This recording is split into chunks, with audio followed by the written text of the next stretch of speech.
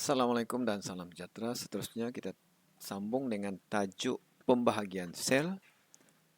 Tajuk yang kedua, sukar dalam biologi. Raja menunjukkan peringkat-peringkat pembagian sel yang tidak disusun mengikut urutan yang betul. Jadi langkah pertama ialah kita kenal pasti pembahagian ini jenis apa. Ini kita tahu mitosis. Kenapa? Sebab tiada pindah silang.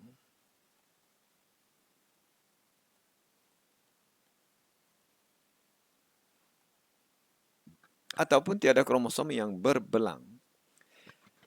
Okey, jadi ini dia punya induk.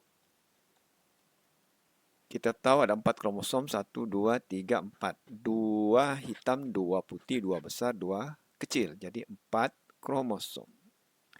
Okey, ini akan mengganda. Bila mengganda, dia jadi inilah.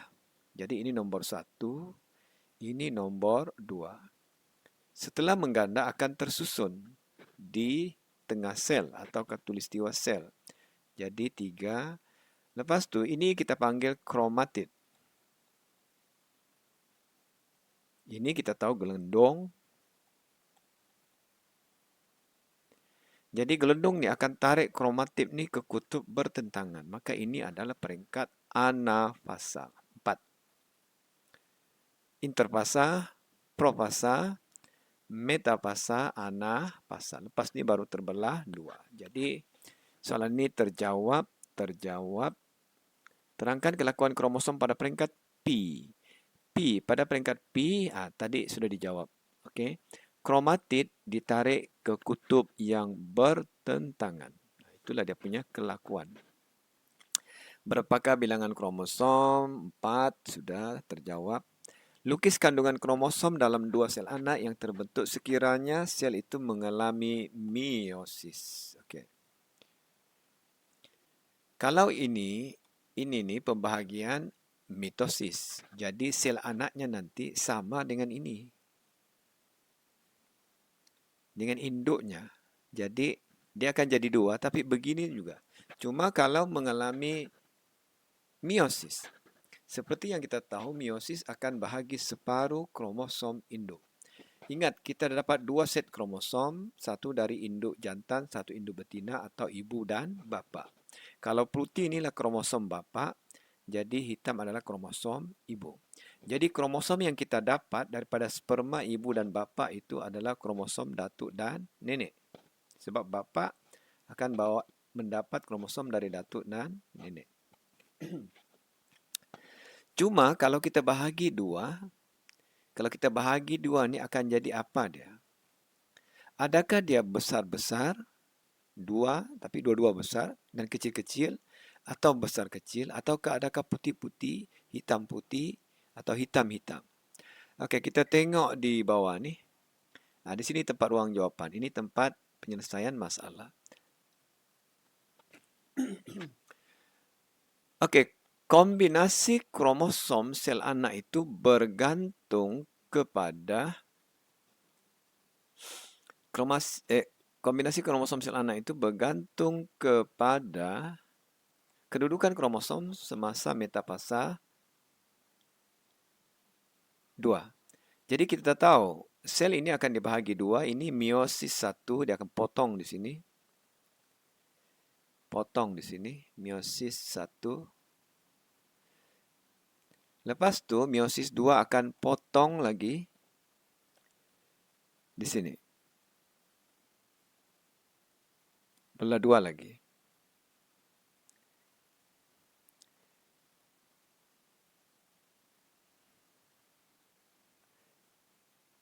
Jadi kombinasi kromosom sel anak tu kita boleh tahu sudah.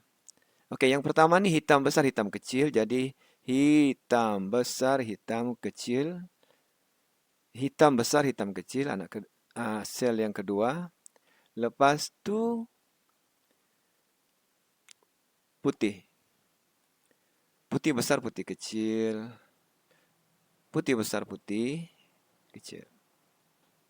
Kalau ini, terbalik.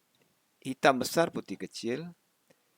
Putih kecil, ini putih kecil. Okey, ini hitam besar. Putih besar, hitam kecil.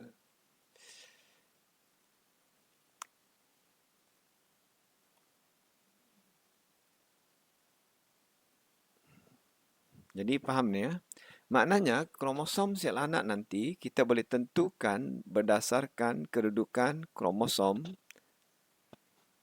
induk pada peringkat metafasa 2. So ini akan dibahagi ni 2 kali 1. Jadi kita ada 1, 2,